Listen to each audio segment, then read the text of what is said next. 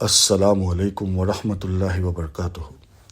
হজ যিমানেই কাষ চাপিছে, যাত্ৰীসকলৰ দিলত সিমানেই নিশ্চয় মহব্বতৰ ঢৌ খেলিছে যে কেতিয়া আমি নবীজীৰ চহৰ গৈ পাম, কেতিয়া নবীজীৰ জিয়াৰত হ'ব, কেতিয়া আল্লাহৰ ঘৰৰ সেই তাৱাফ কৰিম। হাজৰ আলাইহিছছলামে যি বেচেনিৰ সৈতে চাফা আৰু মাৰৱাৰ সেই চাই কৰিছিল, কেতিয়া আমি কৰিম, কেতিয়া উকুফে আৰাফাতত মাগফিৰতৰ দোৱা কৰিম, মুজদালিফাত উজাগেৰে কটাম, ইব্ৰাহিম আলাইহিছছলামৰ সেই কুৰবানী অনুসৰণ কৰি আমিও কুৰবানী দিম। তো সময় যিমান কাষ চাপিছে সিমানেই মোহব্বত নিশ্চয় বাঢ়িছে। আল্লাহ তাবাৰুক তাআলাই সকলো হাজিৰ হজ কবুল ফৰমাওক, কবুলিয়তৱালা হজ নচিব ফৰমাওক।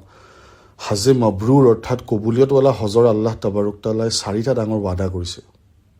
প্ৰথমত আল্লাহ তাবাৰুক তাআলাই কৈছে যে তেওঁৰ গুনাহ এনেদৰে মাফ কৰিম যে এজন নতুন শিশু আজি মাকৰ পেটৰ পৰা ওলাইছে সেইদৰে মাফ হ'ব, আজি যেন মাকৰ পেটৰ পৰা ওলাইছে।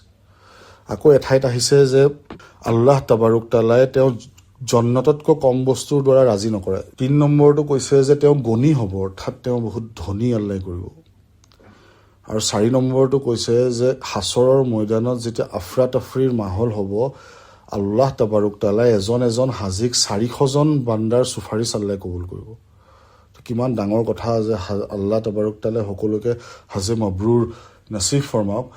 আকৌ হাদিছ আৰু কোৰাণৰ ৰশ্নিত পোৱা যায় যে হাজে মাবৰুৰৰ কাৰণে 2টা বস্তু বেছিকৈ কৰিব কৈছে। প্ৰথমটো হ'ল যে নম্ৰ ব্যৱহাৰ। আমি কিমান নম্ৰ হৈ কথা পাতোঁ, কিমান নম্ৰ ব্যৱহাৰ সদ আচাৰ থাকে, যাতে আমাৰ ইছলামৰ সহি ৰিপ্ৰেজেণ্টেশ্যন হয়। আমি যাতে গালি গালাজ কৰণেৱালা, কমপ্লেইন কৰণেৱালা, শিকায়ত কৰণেৱালা এনেকুৱা যাতে নহওঁ।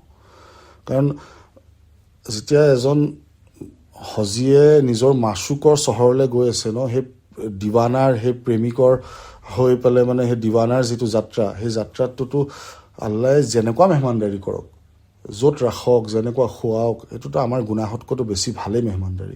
তো আমি সকলো সময়তে যাতে আলহামদুলিল্লাহ কৈ থাকোঁ। আৰু চবতছে ইম্পৰ্টেণ্ট বস্তু যাৰ কাৰণে ভিডিঅ'টো বনাইছিলোঁ যে বহুতে হজৰ ট্ৰলি বেগবিলাকৰ চাইজ, কিমান বস্তু ল'ব পাৰি, ওজনৰ কথা এইবিলাক লৈ বহুত চিন্তা কৰি আছে আৰু বহুত ভিডিঅ' চাই এইবিলাক আছেই লিষ্টবিলাক কি বস্তু নিব লাগিব। কিন্তু এটা বস্তু আছে যোনটো বস্তুৰ কোনো সীমা নাই, কোনো লিমিট নাই, কোনো ৱেইট নাই। আপোনালোকে যিমান মন যায় সিমান ভৰাই লওক বেগত। আৰু সেইটো হ'ল ধৈৰ্য, অৰ্থাৎ চাবৰ। ধৈৰ্য যিমান বেছি লৈ যাম সিমান কবুলিয়তৰ ফালে আমাৰ হজ আগবাঢ়িব। আল্লাহ তাবাৰুক তাআলাই সকলোকে সহি হজ কৰিবলৈ তৌফিক দান কৰক। আমিন।